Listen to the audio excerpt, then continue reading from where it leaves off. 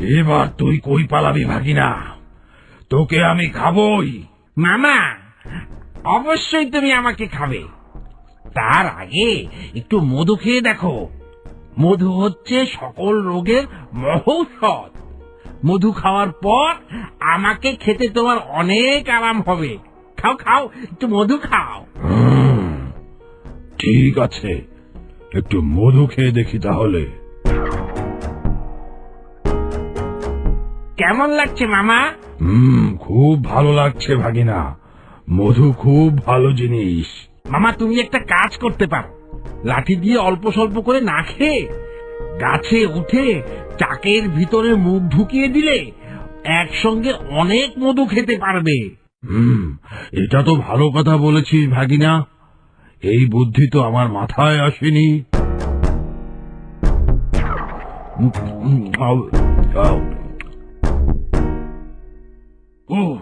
ওরে বাবা, ওরে বাবা,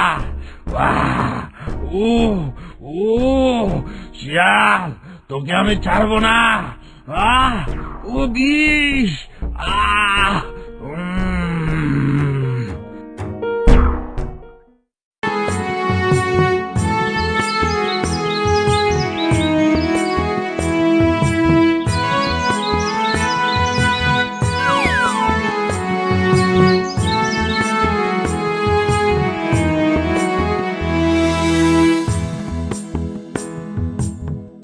হাই হাই, খেয়ে দিয়ে পেট মোটা করে ফেলেছি, আর তো বের হতে পারছি না। এখন কি করি? উপায় কি? একটা কাজ করি, এখানে শুয়ে কিছুক্ষণ গড়াগড়ি দেই।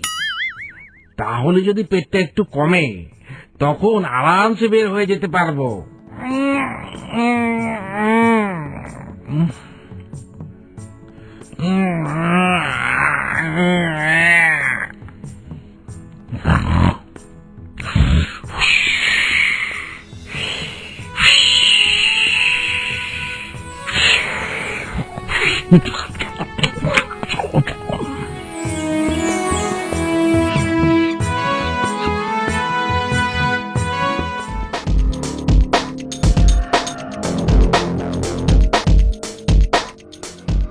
দুষ্টু শিয়াল, তুই আমার সব খাবার শেষ করে ফেলেছিস।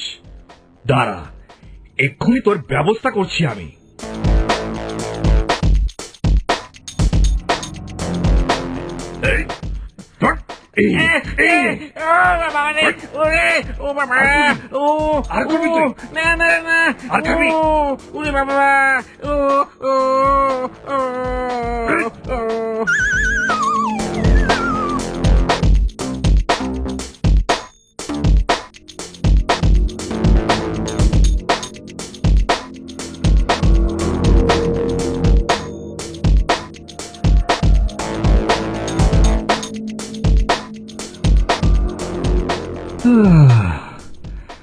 যাই, হাতের কাজগুলো শেষ করি।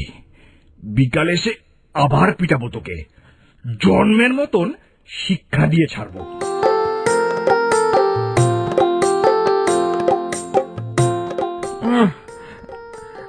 আমাকে পিটিয়ে মেরে ফেলা অত সহজ না। আমার জান অনেক শক্ত।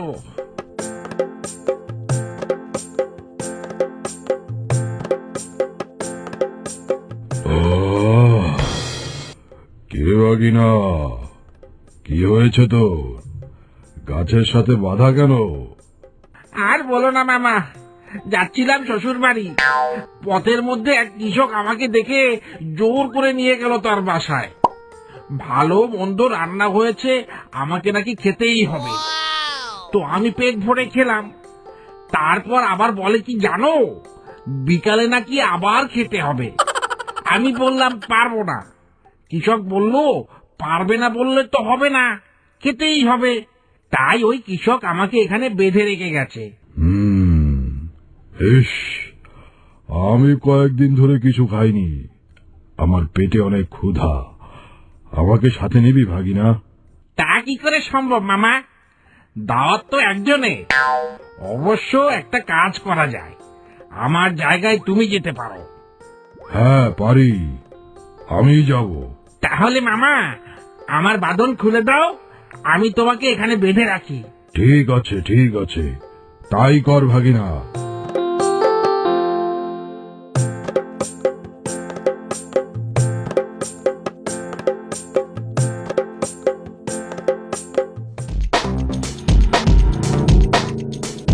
আশ্চর্য ব্যাপার, সকালে রেখে গেলাম শিয়াল, বিকালে এসে দেখি বাঘ। এ তো সাংঘাতিক ব্যাপার। এই বাঘকে তো বাঁচিয়ে রাখা যাবে না, সুযোগ পেলেই তো সে আমাকে খেয়ে ফেলবে। ওরে বাবা, ওরে বাবা,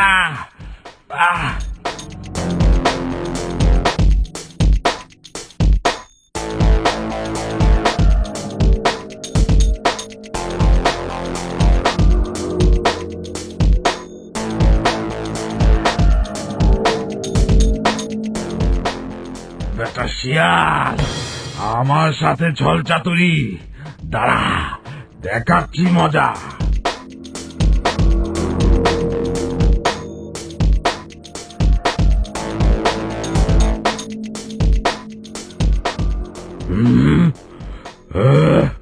তুই আমার সঙ্গে চালাকি করিস? তোর এত বড় সাহস, এক্ষুনি তোকে আমি খেয়ে ফেলবো বদমাস। মামা অবশ্যই তুমি আমাকে খাবে। তার আগে এই যে ক্ষেতের লাল লাল পাকা পাকা মরিচ দেখেছো, এগুলো উপকারী খাবার, হজমের জন্য ভালো। আমাকে খাওয়ার আগে একসাথে 30টা লাল মরিচ খেয়ে নাও, তাহলে আমাকে হজম করতে অনেক সুবিধা হবে। তবে 30টার কম খেলে হবে না কিন্তু। ও তাই, ঠিক আছে, আমি তাহলে 30টাই খাবো একসাথে।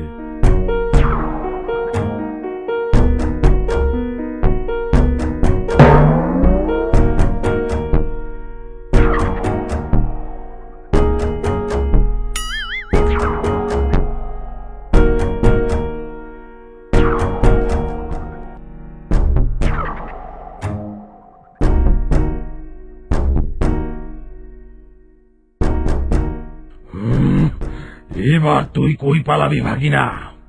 তোকে আমি খাবই। মামা অবশ্যই তুমি আমাকে খাবে। তার আগে একটু মধু খেয়ে দেখো। মধু হচ্ছে সকল রোগের মহৌষধ।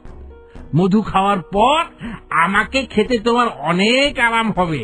খাও খাও, একটু মধু খাও। ঠিক আছে, একটু মধু খেয়ে দেখি তাহলে।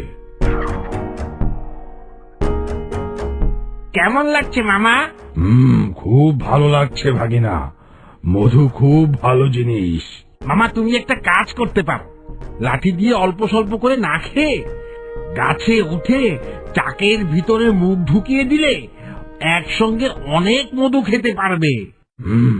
এটা তো ভালো কথা বলেছিস ভাগিনা, এই বুদ্ধি তো আমার মাথায় আসেনি।